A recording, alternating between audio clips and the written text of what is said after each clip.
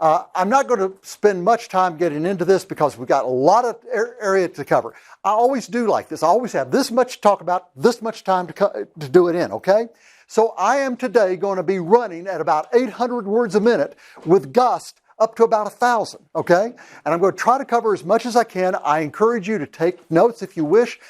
Shoot pictures of the boards behind me. I don't have any sense of proprietarial concerns about it. Take anything that I do, use it any way that you think will be beneficial.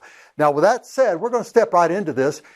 And I'm going to share with you this morning what I'm calling 14 leadership concepts for a challenging culture. Folks, I don't think anybody needs to tell us that things are getting tougher and tougher out there. The days are coming when it's going to be even harder to be Christian in this country, for that matter. They're coming along right now. It's getting tougher all the time. So today's mission in this very first of our two parts is simply this. We're going to throw up two scriptures that I want us to be true to in everything we have to talk about this morning. First one comes from the mouth of Jesus. Jesus told his followers, I'm sending you out like sheep among wolves. Therefore be shrewd as snakes and as innocent as doves. Here's the deal. I have for over 20 years now, well, let me just roll back. Back for about 25 years, I ran what grew to be a pretty large marketing and radio and television broadcast company in Nashville. But back in the 1990s, when I was still in my 30s, I found myself at the hospital. Before they'd gotten done with me, they'd given me 5 heart bypasses. And then they found more disease, and they gave me 2 years to live. Thankfully, a bunch of Christians started praying. I learned later that there were Christians all over the country praying over this. Vanderbilt got back to me, and they said, we don't have any way to explain this, but that diagnosis is off the table. You're still a sick puppy, but you ought to be fine for a while longer. Maybe in 8 or 10 years we can get you a heart transplant. Well, that's been about 30 years since that all happened, and I'm still going and blowing on the same ticker God gave me when I was hatched. So I'm very grateful. I give God, by the way, no brag here, I give God all the praise. But that led me to a decision to try to go from some personal success in my own life, hopefully to some significance in other folks' lives. I sold my companies in 2000. I went on the staff at the Antioch Church of Christ in Nashville, where we'd been members for 20 plus years at that point. And with that, I began a ministry under the oversight of my elders, the No Debt, No Sweat ministry. I've probably been to some of your churches. I've shared this message at least 600 or 700 churches and Christian institutions around the world now, teaching God's kids how to use God's money God's way, how to get out of debt, how to give, how to get over the stuffaholicism, teach our kids and all that. Well, as the years were passing, I was beginning to do more and more corporate work. People that knew me from the business world were calling on me, and I began teaching concepts of leadership to corporations like Walmart and McDonald's and Hilton Hotels, American Airlines, companies like this. And a lot of small companies too. And as I was doing that, I was noticing something. I was noticing that over and over again, these big businesses are willing to spend quadrillions of dollars every year to teach their people leadership. And they did it for a reason. It was a legitimate reason. They wanted to improve their bottom line. Okay, nothing wrong with that. But they understood the importance of this. But here I was going to churches doing no debt, no sweat seminars, looking around, realizing this is something we do precious little of within our churches. It's either all or nothing. It seems like a church doesn't have anything on that, or they end up doing a really deep dive, which is great. But most churches don't want to have an extended, ongoing training of this side. They just don't feel like they can afford it or do it or whatever. So we developed what I call the Leadership Summit. It is actually, we now have Leadership Summit 2.0, Leadership Summit 3.0. But this is a 3-session leadership training event that I do at churches. Now, in the past here at Sunset, I've shared a lot of those principles. In this visit today, I'm not going to be sharing the Leadership Summit really at all. It may cross paths a little bit, but it's not going to do very much of it. What I want to do is I want to talk to some mature leaders within the church. When I come to a church to do the Leadership Summit, we invite everybody from the younger kids right up through the old folks, including the women. And again, I'm not pushing an agenda here, but women lead just like men. Well, not just like men, but they lead. They lead other women. They lead the kids. A lot of them in the professional world, they lead. So everybody usually comes to these.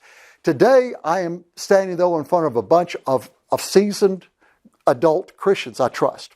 So I'm going to go ahead and kind of do a deeper dive. And honestly, some of the things that I want to share this morning were things that I finally decided I changed up as recently as yesterday morning. Yesterday morning I was in Atlantic City doing an event for a corporate group up there. And I was thinking about you guys. And I thought, you know something, what I'm doing here, we need to do down in Sunset. So it's not exactly, and there's a whole lot more than what I shared there. But I'm going to share some of those principles with you today. I will tell you that another passage I want us to look at as we get into this is Jesus also said that, but among you it will be different. Whoever wants to be a leader among you must be the servant. So important to understand that. We are talking in this room about kind-hearted, loving, non-self-aggrandizing leadership, okay? And I could not have preached this or taught this 25 years ago. God has had me on a journey. Thankfully, He's held on to me through a lot of sins, a lot of mistakes and failures in my life. I don't stand in front of any audience ever feeling like I'm superior to anybody. I know a few things about a few things that some people don't know as much about, so I share those. But I am very disappointed in my own wife's husband a lot of the time about a lot of stuff, okay? So in here, we're fellow strugglers, and we're just going to kind of look at it from there. That said, I want to ask an old question that we've all heard. The question is, how do you eat what? An elephant. And what's the answer? One bite at a time. Well, Steve, why are you talking about this? The reason I'm talking about this is because we're in a world today where we feel constantly overwhelmed. We look around in all corners. We see things going on. The problems, now some of us that understand not calling something as a problem is usually a good thing. We'll call these challenges or opportunities, but whatever you call them, they're always coming at us, one after another. And it's like one tidal wave after another. And we don't sometimes feel like we can deal with them because they're so big, they're so overwhelming. Here's what I believe. I believe it's all about eating elephants. I believe that the key to everything is learning to break these big mammoth problems down to their smallest, most bite-sized components and take them one bite at a time. This is what I like to call pachyderm pizza. Let me get this up here. It's the idea of taking one quick bite at a time as we do these things. So if we learn the tricks, we learn how to deal with these things, then suddenly we can make big changes. This presentation here, by the way, let me be very clear. It's not what I would call a biblical presentation. This is a functional, this is a utilitarian presentation today, okay? I'm talking to a bunch of Christians that I trust already have the chutzpah to know what God's will is and to care about other people. I'm simply hoping to give you some conduits and catalyst actually to help you take that stuff you know and better and more effectively communicate it to the people that are around. Okay, that's what I'm trying to do in this visit this morning. I'll tell you what. Let me illustrate it this way. I've got a pad of paper right here, and I've got a pen I stole this from Sunset. Anyway, let me walk around the room here real fast. I'm going to get 3 different people to write down 3 different numbers, just as fast as you can. Write any number you can think of between 1 and 1,000. Perfect. One more person. Kurt, you want to do 1? And we'll get one more number real fast, brother. Write down any number you can think of. Very good. Now, I need a volunteer to help me in here. Well, thank you, Tim. Come on up here. Tim, on that bulletin board, right there in the dead center is an envelope. Would you please go and unpin that? There is an envelope right there, and within that envelope is a sheet of paper with a number on it. I wrote the number on that sheet of paper on Monday, and I closed it up in this envelope on Monday afternoon. Tim, go ahead and open it, pull the paper out, but listen carefully. Do not open up the sheet of paper yet, okay? I need to get somebody in here to add these 3 numbers up, okay? No. I have learned the hard way, never do this with a guy in an audience. He will mess it up every time. No offense, just telling you. Girls seem to do this better. Would you be nice enough? Thank you, Michelle. Pick the one who hates me. Okay, now, I don't want to touch it again. As loudly as you're able to, read that number out that these 3 numbers added up to. 940. 940. Is that what you're saying? Okay. Tim, would you please open the sheet of paper and show it to the audience? Oh. Can I get an ooh? Can I get an ah? Now, Tim, that is suitable for framing. I expect to see it on your wall in your office next time I visit. Thank you. Appreciate it, Michelle. Now, some of you actually are probably sitting there right now thinking, wow, how did he do that? How did he know 3 days in advance what 3 numbers, 3 random people would come up with that would add up to the number that he'd put on that sheet of paper? I'm going to tell you. I did not have a clue, okay? I'm going to show you how you do this. I'm going to show you how you do this. And when I show you, you're going to think, oh, that's so simple, anybody could do it. And that's my point. When we learn to break these big things down to their smallest, most bite-sized component parts, we can deal with things that we never thought we could before. All you do is walk around, get 3 people to write down 3 numbers, then direct everyone's attention to the volunteer. And as he's coming up, you flip it over to the other side where you have already written down 3 numbers that just happen to add up to the number in the sheet of the paper. That's all there is to it. Now, are you still blown away? You can take this home and have a lot of fun with it. But here's my point. Today, I want us to... Huh? You did that with the sunset. I did. It always works better with a sunset pen. Don't try one of those Freed Hardeman pens. They'll mess you up every time. Now, here's what we're going to do. We're going to look at a concept called branding. For those of you who aren't familiar with this, branding is just a simple term that's used primarily in the advertising world. It is the process of creating a unique image for a product in the consumer's mind, mainly through advertising campaigns, all of which have a consistent theme. But that is not the kind of branding I want to talk with you about today. Today I want to talk to you about a different kind of branding. Specifically, today I want to talk to you about brand you. Now, whether you know it or not, or whether you like it or not, the truth is, every one of us in this room has a brand. Simply stated, your brand is what people say about you after you've left the room. That's your brand. And I want to talk with you about how that comes about. There are various other people around the country that talk about personal branding, but I do it a bit differently from others that I'm aware of. I'm not in here trying to help you become a star in the world. This is not about self-promotion. It's not about becoming a narcissist. It's about bringing sincere value to every person whom you meet going forward. That should be a Christian's brand everywhere we go. Jesus talked about this. For we do not proclaim ourselves, but Jesus Christ is Lord, and ourselves as your slaves in Christ Jesus. I said Jesus talked, but that was Paul, of course, but that is what the scriptures say. So from a very humble platform, I want us to talk about how to build our brands, because this is important if we're going to go forward in this world very effectively.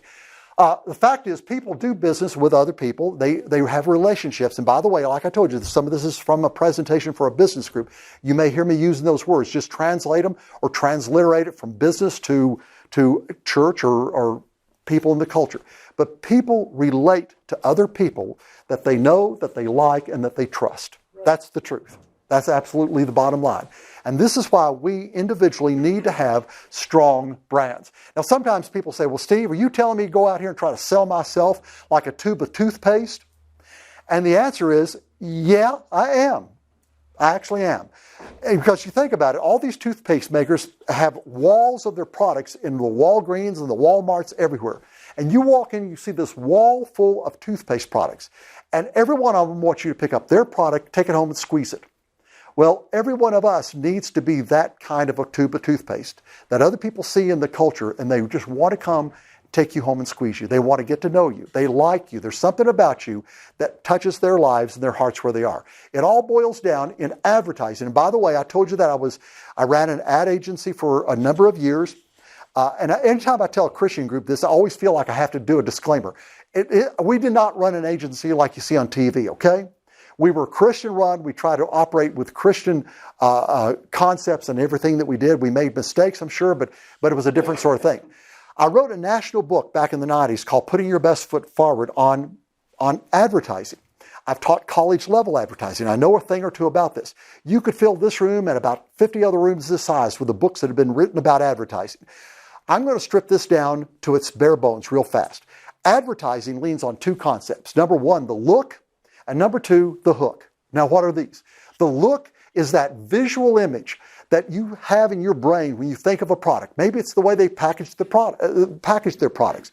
Maybe it's the way they build their stores. Or maybe it's that logo that you see on everything that they do. That is the look. The hook, This is the slogan or the tagline or the hook line. Usually 7 words or less, where you get a kind of an idea of what the product is. For instance, when you see this particular M, I don't think anybody thinks of LMNOP, do you? Yeah. McDonald's, what's their hook line? I'm loving it. Well, what does that mean? It can mean anything it needs to mean. If you're a mom, you're driving through traffic, you got a bunch of kids in the back of the van going to a ball game, they're hungry, you drive through the McDonald's drive-through thing, get a bag of burgers, throw them back there, keep driving, you're loving it. You're a guy, your wife's out of town, it's 10 o'clock at night, you're bored, you go down to McDonald's and get a cup of Joe, do some people watching, you're loving it. It can be what it needs to be. Coca-Cola, they tell us, taste the feeling. I kind of like that. How about this one, BMW? Does anybody know what BMW's theme is? The ultimate driving machine. Talking about how technically superior they claim that their cars are. And again, I'm no fan of Target whatsoever, but when we see this bullseye, we do not think of anything but what? Or if you're French, Target, right. That's what we think of. Now, here's my question. First, I'll make a statement, then I'll ask a question. Once an advertiser does a really good job at branding themselves, then we as the public will begin to do a lot of the work for them. For instance, here is a store gift card. Now, my question is, does anybody have any guess who this comes from? Because after all, there's nobody's name on it, nothing on the front. Let me check back behind. No, nobody's name's on the back of it. So, whose card is this? How did you know that? Because it has that look. Exactly. And this, by the way, is how great TV advertising happens. You start with a 30-second commercial, you run it until everybody has all the concepts in their brains.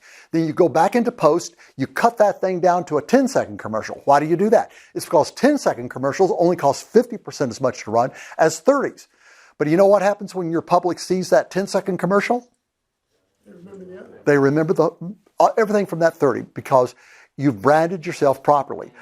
There's an insurance company out there. They say they're the good hands people. Anybody know who that is? Yeah, Allstate. Of course, you miss a payment or two and those good hands open and you go, that's a whole different thing. So with that said, I want to step into this sharing of several thoughts on how we build our brand. Number one, top of the list, leading off the hit parade is simply this. If you're going to build a successful personal brand for yourself, but more importantly for the Christ that you represent, you've got to take the BO approach. Now, I know what you're thinking. This is a phrase, though, that I developed years ago when I was teaching advertising at Lipscomb University, and I wanted the kids to pay attention. BO is not what you're thinking about. Here, BO refers to living a benefit-oriented life, making sure that every single thing we do brings benefit to someone else on this planet. That's key to everything. And by the way, this is why advertising sometimes fails. I'm going to show you a billboard that is totally non-benefit oriented. I've done what I can to hide the identities. I don't want to embarrass anybody. And all I'll do is tell you that this was a billboard that was on an interstate somewhere in these United States. But this is a terrible billboard. I mean, here we are. We got this doc up here with his 3 assistants and his name, list of what he does, his phone number, and his other company with a logo on that, another phone number, and everybody should rejoice. They're open on Saturdays. Then photographs of some stuff that he has, another list of things, and down here is the locator line. This doctor has everything on here but the family poodle. And you know what? No one ever sees it. They're flying by that at 70 miles an hour, fighting with their spouses, worried about their jobs, scared of what's happening to their kids, and they don't even see that thing. Too much information. There you go. And it's all about him. It's bragging. But on the other side, when a really great company comes out with a great product that is going to serve a perceived need in the public, they do things differently. Several years ago, Coca-Cola came out with a new product. They told us that it tasted like classic Coke, but it had 0 calories. Does anybody know what I'm talking about? Coke, 0. When they launched that product, they did it with billboards like this one. Tastes so much like Coke, we should sue ourselves. It's kind of funny, but here's the question. Do you see what you see? There are really only 2 things on here that matter. There is a promise, like Coke. There is a solution, Coke 0. And by the way, this was one of the most successful product launches of the entire decade. This is what we as God's kids need to get smart. Wise as serpents, kind as doves, but wise as serpents, and start understanding how people tick so we can better communicate with people. Here's the second concept. It's understanding the message and the method. Now, this is so important for church folks. I really want to drill down on this. Messages and methods are radically different, but we confuse them all the time. Our message should be legitimate. If it is not legitimate, then repent of your sin and change it. Assuming you have a legitimate life message, don't you dare ever change it. You can tweak it, you can improve, but don't ever change it. However, don't confuse the message for your methodology of getting that to your target market.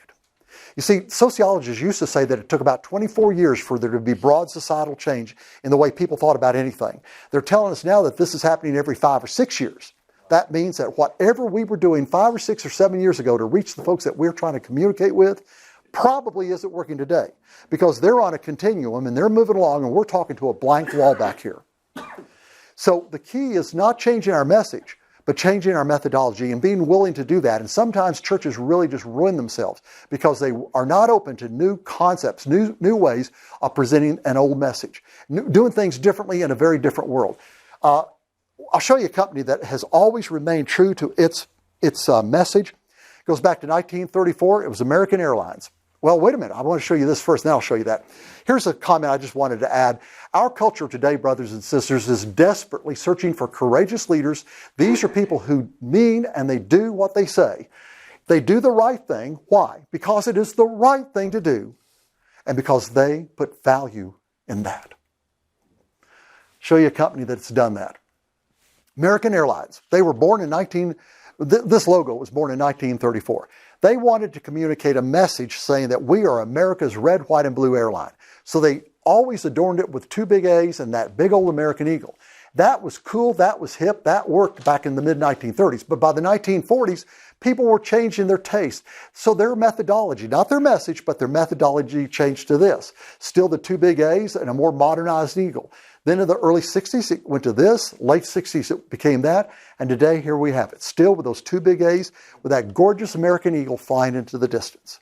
Now, folks, if these people are willing to do all of this to make more money, should we as God's kids not be completely committed to understanding these principles to lead to more people to Christ? That's what I'm up here preaching today. That's what I believe. Third concept is to understand the reach and frequency approach. In advertising, this is a phrase we used all the time. It would not have been unusual for me to stop to one of my employees in my office, Bill, and said, tell me something. What is our reach and frequency going to be this month for XYZ client? They could have pulled it up and they could have said, well, Steve, we're going to reach about 40% with a 6 frequency. That would have told me that we are going to reach 40% of our target market for that audience. On average, those people will get 6 messages in the course of a month. They might see a couple of TV commercials. They might hear a radio commercial. They might see 3 billboards or something like that, okay? Now, here's the thing, and this is so important for people like yourselves. And this is something that I don't talk about with some groups because I don't sense that they're really good-hearted groups. But when I'm talking to a business that I know is a good-hearted business, when I'm talking to Christians, I try never to fail to include this. Here's why. One of the toughest things for good people is to get this between our ears. You want, as a good person, to do everything. You want to reach as many people as you can. You want to cover as much territory as possible. But what happens when you do that? You burn out. You burn out and you spread yourself so thin, you're not really good to anybody. Here's the question. If I have enough budget with an advertising campaign to reach 100% of my audience one time per month, is it better to do it that way, or would it be better to maybe only reach 10% of my audience 10 times each per month? A or B? Yeah. Yeah. And it's the same thing here. Children of God, do what you can. Don't do deep dives. You can't spread yourself very thin and do very much. Do you all have Waffle Houses down here in this neck of the woods? I love these little gourmet houses. I'm telling you, they don't have a single thing in there you ought to be eating. But they're good. We have one close to our house.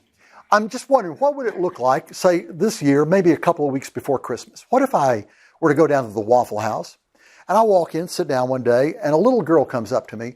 She's every bit of 20, but she looks like she's 45. She's worn out. Her name is Megan. She's got a little badge on over here with a couple of pictures of 2 toddlers. No wedding ring. You kind of know the story. She's not very courteous. But I try to be kind to her. I order a meal. We talk a little bit. And after that, I'm gone.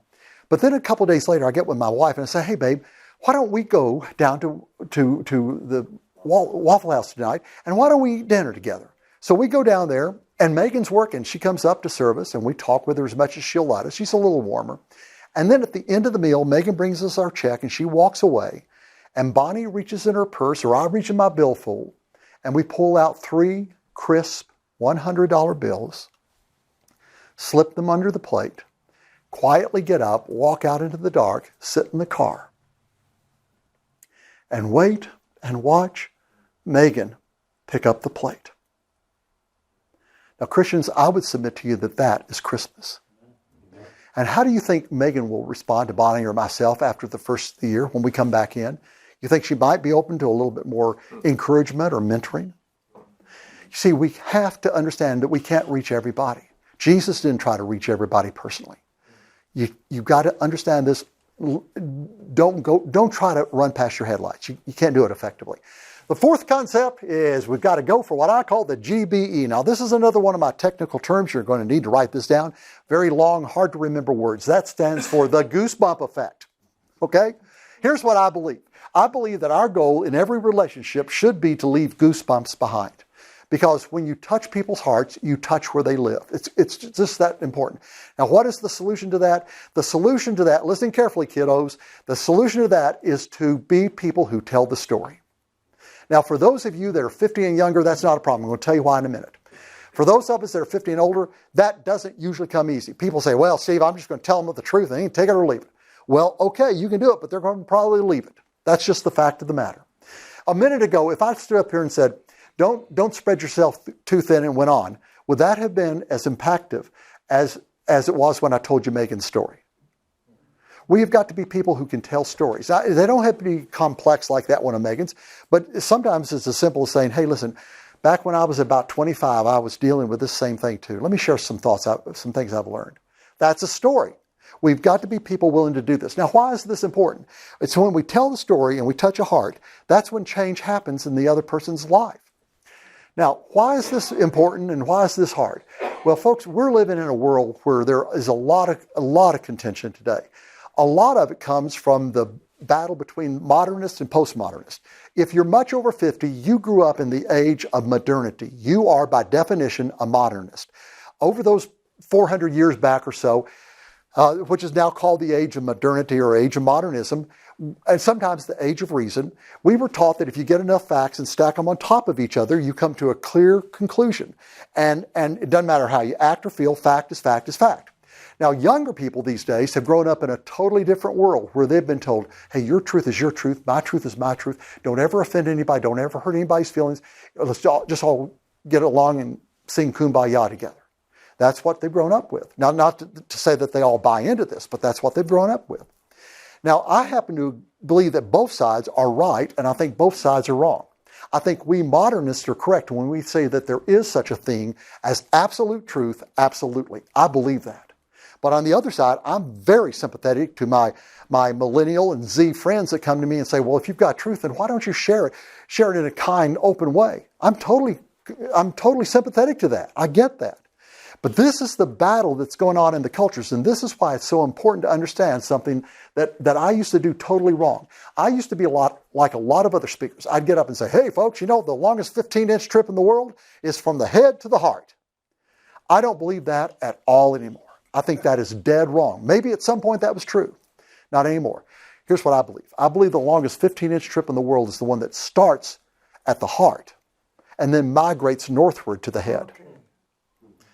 You come in, you touch a person where they live, you touch them. Remember, did Jesus dump facts or did he do something different? He taught what? Parables, another word for stories, right? You start by telling the story, touching a person's heart. Now, if that's all you do, you're not doing any good. But that opens the doorway, and then you dump the data so that it makes logical sense. Very important concept that we need to learn and do differently in so much of the time. I call that the motivation information matrix. Number 5, I want to share something else with you that as Christians I shouldn't have to say, but it's necessary sometimes. Christians, we've got to be people who stop presupposing. We just do. What do I mean by that? I'm going to tell you a story. I'm not a bit proud of this. I committed sin, but I did. I'm just going to tell you the truth. This man is Stephen. Stephen picked me up at my house a ways back to take me. He's an Uber driver. Take me to the airport one day. I was going to speak somewhere. And he's a real nice guy. So we get in, and I noticed that he had a very heavy dialect, so I got to talking. I very quickly learned that he was a part-time Uber driver. And then I learned that he was from Nigeria. Now, let me just tell you what I was thinking. Not proud of it, but it's true. I'm thinking, so you don't have enough on the ball to drive Uber full-time? And I was also thinking, Nigeria, you're the guys that send me those emails. That's what I was thinking. I'm just telling you the truth. Well, fortunately, we kept talking. By the time I got to the airport, I'd learned that Stephen has a master's degree in computer science from Vanderbilt University. By the way, he has a PhD in physics. I can barely spell that word. From Alabama A&M. And why are you not driving full-time for Uber? He does that part-time. He likes to meet people. He's a full professor at Alabama A&M for his day job. Okay? But here I am presupposing. Here's a real quick riddle. Father and son are together in the son's brand new muscle car. They're driving down the road way too fast. They make a turn. They don't really get around it. The son loses control. The thing goes down the cliff, rolls over several times. Father and son are both killed. Ambulance gets there. Father's killed. The son's injured. Ambulance gets there, puts the son on the gurney, rushes him to the hospital. They take him straight into the OR. 2 minutes later, the surgeon comes walking out and says, I can't operate on him. That's my son. Now, does that cause anybody a little bit of shake-up here? I bet it doesn't cause Michelle a bit of it. Who was the surgeon? Okay, somebody else. Somebody of a younger persuasion. His mother. Who said that? The old guy. Good. I'm glad. You know, it's funny. I'll do this in audiences, and you know, young people all say, "Well, it's his mom," but we tend to. Doctors are men. That's right. That's how we presuppose, right? Let me show you something. It's $100 here. Oh, no way. Yeah, just keep it. It's your money now. That's. Just want you know. Oh, really? Are you sure? Yeah. Go ahead. It's yours. Starting to tear up. No, it's okay. That's like incredible. It's okay. It's all right. Yeah. Yeah, of course. Never had this in my life. Nice meeting you. I hope you can, have a good use of that money. And will be, sir. Okay, great. See ya.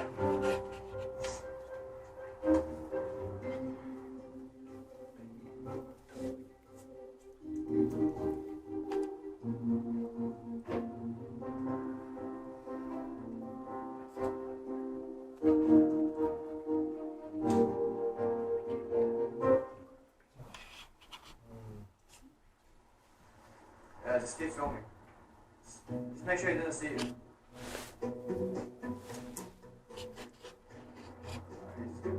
Pretty good.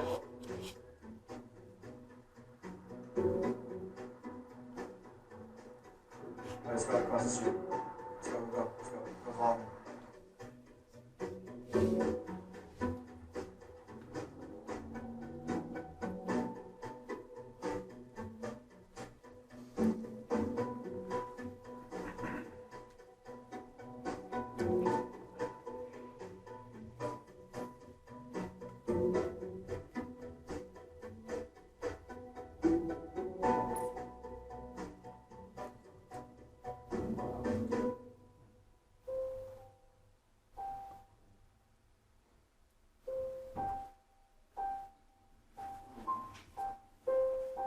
I'm gonna talk to him. Hey! What are you doing here? Hey, actually, come here. I need to talk to you. I was following you the entire time. Oh, yeah? After I gave you the money, there's a camera. My camera is right there. You see the camera? Oh, yeah. You didn't know that. Like, Oh. I feel like I owe you apologies because you went to a liquor store, right, earlier? Oh, you thought I was going to get all smacked up drunk, huh? I thought you were gonna buy like alcohol or something. Yeah, but there's things money can't buy. I get a happiness out of what I'm doing. No. Here, I'm fine. no, you just touched my heart. This is not $100. No, this is. I want you to keep it. Stop. I'm stuck. I'm still like, All in the same. You live pretty popular. how you end up to, like where we are right now? Basically, I was living with my parents, and my stepdad had cancer, and they were getting hospice, and it did cover. The insurance only pays so much. I quit working because I had to be available. And so he passed away, and then 2 weeks later, my mother passed away from kidney failure. The building they're in is being sold, the condo, and I all of a sudden found myself homeless. That's been like 4 months now. And there's a lot of people that are just victim of circumstance, and they didn't go homeless because they were late, you know what I mean? Lazy or like No, drug addiction. It could be a divorce, and one thing leads to another. The man sells his clothes, his home, everything, and all of a sudden he finds out he's got no money. And he's, there's a lot of good people that are homeless. If you're doing good, you somehow be on the scene and you bump into good people. That's all there is to it. If you're on a different path somehow in life, I can't explain it. Good saying. It's a wild moment. Does that touch anybody? Yes, it does. Absolutely. Okay, says it better than I could have, so we'll go on. I want to share a sixth concept, William. This is the concept that tells us that we need to be individuals who play to our strengths. And by the way, that is not something most people do. A lot of people talk about it, very few do. Here's what I believe. I believe that we need as a culture, and especially as a church, to stop playing to our passions, because that is a formula for failure. Think about it. We hear people everywhere say, go play to your passions, find your passion, go after that. Makes a great bumper sticker, but in real life, does it work? I mean, which one of you as a parent ever sent your 16-year-old daughter out on her first date and said, sweetie, you guys just go out and play to your passions tonight? No, we don't do that. Here's what we need to do instead. We need to play to our strengths. And then we need to make those strengths our passions. That's the trick to everything. Amen. That's the trick to the whole deal right there. Here's a company that's done a great job at playing to their strengths. They stay in their lane. You've never seen Walmart come on TV and say, hey, we're selling America's finest jewelry. Come on down. They don't do that.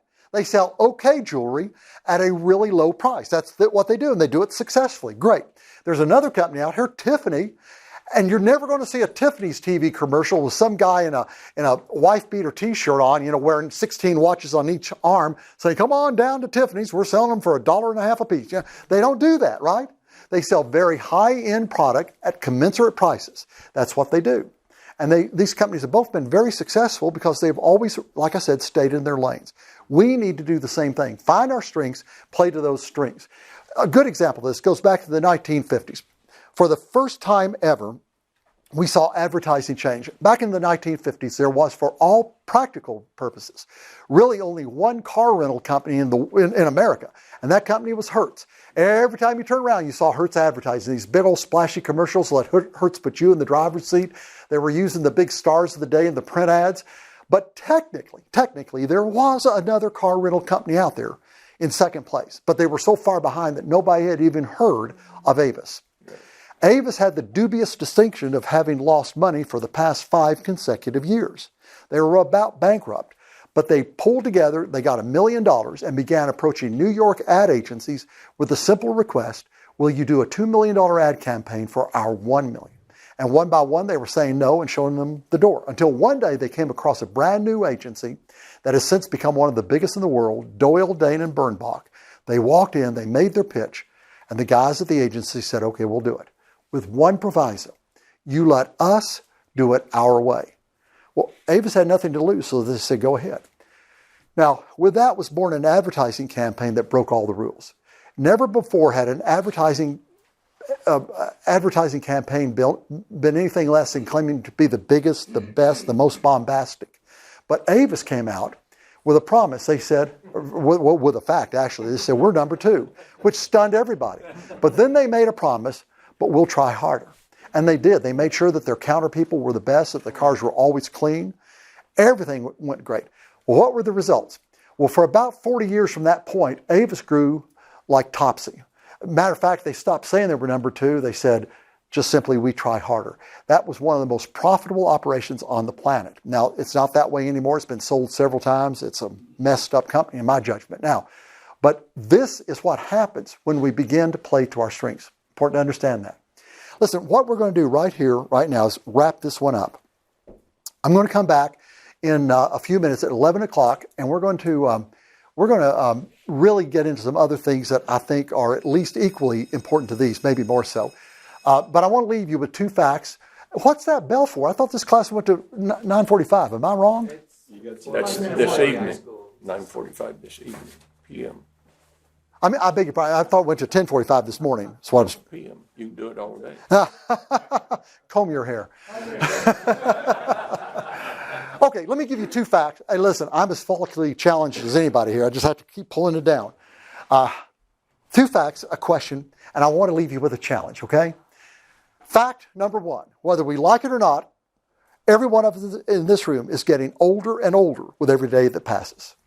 Fact number two, if you live long enough, young man, if you live long enough, one day you will be an old person. Oh, my friend Mr. Brent, he had his heart replaced 2 times. He had on the side of the road, he died 2 times, and they brought him back to life. He's going to outlive everybody. Thank you for sharing that. Thank you.